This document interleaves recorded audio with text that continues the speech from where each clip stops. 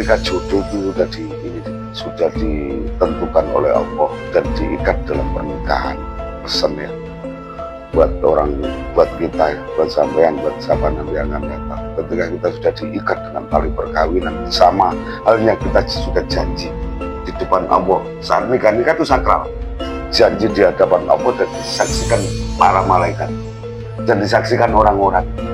Ketika kita sudah janji, namanya jodoh itu harusnya satu, nggak boleh berulang-ulang. Makanya perceraian itu sangat dibenci oleh Allah. Siapa yang bayangno tuh, wong dimangkeli Gusti Allah kan gak enak. Assalamualaikum warahmatullahi wabarakatuh. Kembali lagi di channel kami, Satu Sisi Dua Dimensi. Bagi sahabat-sahabat serta saudara-saudara dan rekan-rekan sekalian yang rela serta ikhlas nonton channel kami, semoga yang saat ini dalam keadaan susah atau dalam keadaan sakit akan segera dimudahkan oleh Allah dan diangkat penyakitnya. Amin, amin ya robbal alamin. Pembahasan malam ini kita akan meneruskan tentang takdir atau tentang ketetapan Allah. Jadi kemarin dari ketetapan itu kita kan sudah bahas masalah rezeki ya. Jadi malam ini kita bahas tentang jodoh kan gitu. Satu-satulah kita urai. Jadi kami juga mohon maaf andai dari keterangan yang kami berikan atau kami diskusikan bertentangan dengan atau enggak sama dengan yang jenengan-jenengan yakini atau jenengan-jenengan dapat, juga kami mohon maaf yang sebesar-besarnya. Jadi pertanyaannya apa seputar jodoh. Kan kalau orang itu sudah ditakdirkan dengan jodohnya masing-masing, kenapa kok ada orang yang nggak nikah? Ada orang yang nggak nikah atau nggak ada jodohnya gitu? Sebenarnya gini loh, diarani jodoh kan sesuatu yang sudah terjadi loh. Sudah terjadi, wis nikah itu jodoh. Kalau belum nikah kan, makanya namanya takdir atau ketetapan Allah kan suatu rahasia Allah. Lah gimana caranya kita mengetahui rahasianya kalau kita nggak berusaha? Meskipun jodoh itu tetap ada usahanya. Dari masing-masing usaha itu ada yang gampang, ada yang mudah, ya terserah Allah lah nanti dalam hal memberikan jodoh ke pasangan hidup. Ibaratnya jodoh kan kita spesifikasikan ke pasangan hidup. Gini loh, dan kenapa Allah itu memerintahkan atau lewat sunnah Nabi untuk menikahkan gini itu, untuk keberlangsungan atau ibaratnya untuk mengembangkan agama atau keberlangsungan makhluk Allah kan, memang kita harus diperintahkan untuk mencari jodoh, untuk memperbanyak keturunan kan gitu. Nanti untuk memperkuat, selain memperkuat akidah dan tauhid kita juga sebagai penghuni bumi. Anda orang itu nggak mau berpasang-pasangan dan nggak disiapkan pasangan, yo habislah nanti lama-lama kan ya. Kayak orang-orang di Jepang itu tahu-tahu kehabisan penduduk loh, itu kan nggak boleh. Kalau dalam syariat Islam nggak boleh.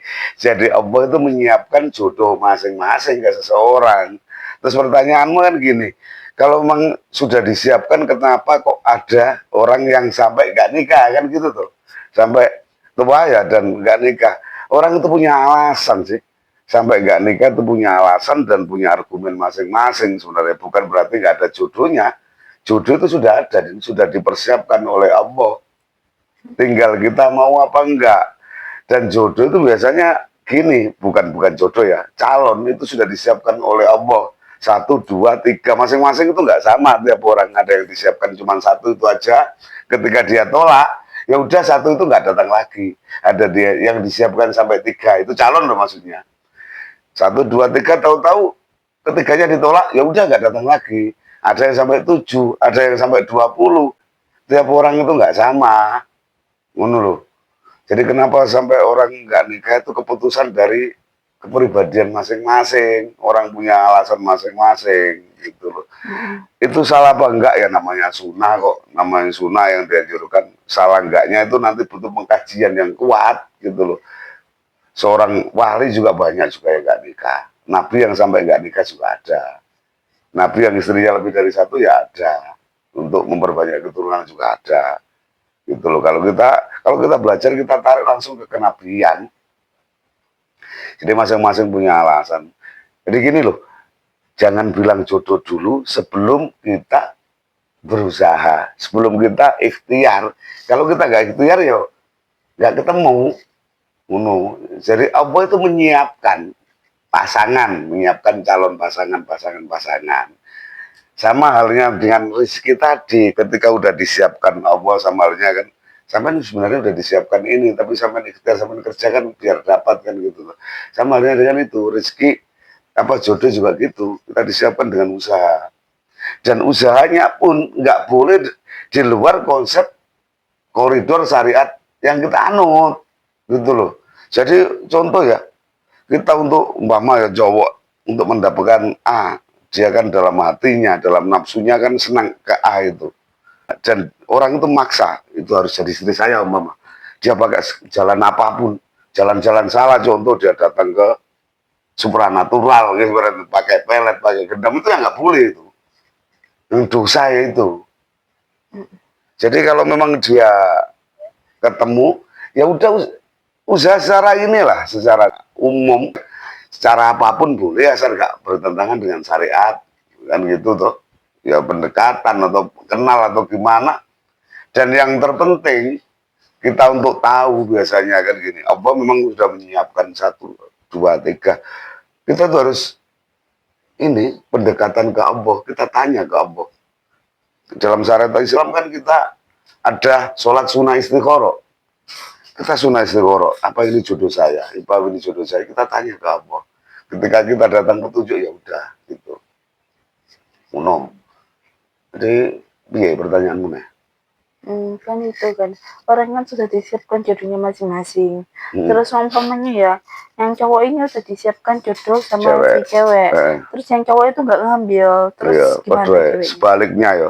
Terus apa jodohku ono cewek yang ono disiapi cowok 1 2 3 mungkin lewat dikenalkan orang tua, lewat perkenalan sendiri, lewat ini tahu-taunya mungkin ya biasanya cowok kan gini, apa saya mampu untuk menghidupi, dia nggak percaya diri, itu nggak boleh kan. Sedangkan Allah itu maha kaya, ketika ada perintah Allah kenikahlah maka akan dicukupi kan kebutuhannya kan. Dia ada yang gitu, dia nggak ngambil lah nanti saya nggak mampu kan gitu. Sedangkan di umur atau di ibaratnya dari pekerjaan dia sudah punya, umur sudah cukup, dia nggak ngambil, ya wes. Terus yang ceweknya gimana? Apanya? Yang ceweknya? Ya akan disodorkan ke orang lain. Bukan berarti ini kalau sudah didekatkan sama ini nggak mau, apa ya pemurah, cewek itu juga makhluknya kok. Begitu loh. Yang dinamakan jodoh kan sesuatu yang sudah terjadi, yang sudah diikat dalam hubungan nikah. Kalau belum kan belum.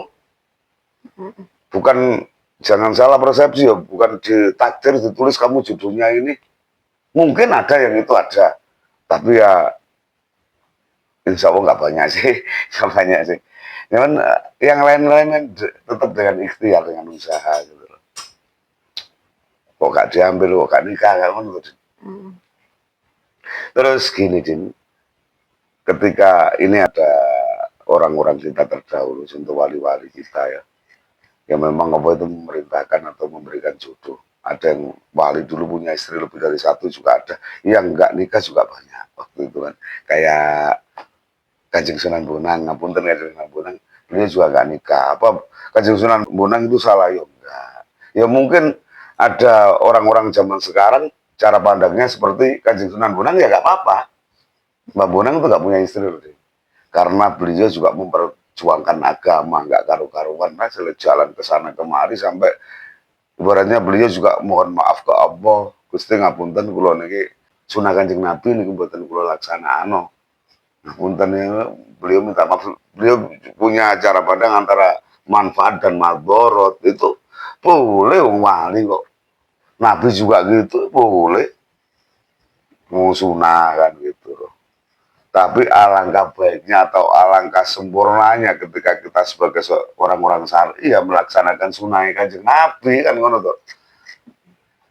Dan ini ada lagi, ketika jodoh itu sudah ditentukan oleh Allah dan diikat dalam pernikahan. Ini pesan ya buat orang, buat kita ya, buat sampean, buat siapa nanti yang akan datang. Ketika kita sudah diikat dengan tali perkawinan, itu sama halnya kita sudah janji di depan Allah. Saat nikah itu sakral.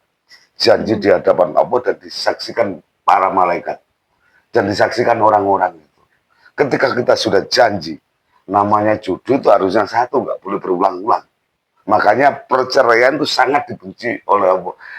Siapa yang bayangno tuh, wong dimangkeli Gusti Allah kan gak enak, nggak enak lah. Jadi ketika orang sudah diikat dengan pernikahan atau sudah janji, apapun nanti masalah ya dipertahankan. Nggak boleh dengan alasan ini, nggak boleh itu alasan nafsu. Ini nggak mampu nyukupi saya, ini kejam, ini gini, ini sekarang berubah, nggak boleh. Itu nggak boleh. Kecuali pasangan kita sudah keluar, sudah musyrik, keluar dari agama, silakan. Boleh itu, diperbolehkan. Tapi kan tetap dibenci juga oleh Allah. Kan dibenci kan? Perceraian itu boleh tapi dibenci. Yang mempertahankan itu yang susah. Dan wajib dipertahankan. Jodoh itu hanya sekali. Kalau 2 kali, 3 kali namanya bukan jodoh. Itu coba-coba. Sunah Rasul ke dolenan, perintah Gusti Allah gawe dolanan. No. Jadi seseorang kalau sudah punya tanggung jawab, sumpah di depan Allah itu bahaya kalau kita langgar. Sangat bahaya dan sangat sakral. No. Pertanyaan ini. Udah. Terus ada lagi sih, contohnya apa ya tentang perjodohan yang dilanggar sih.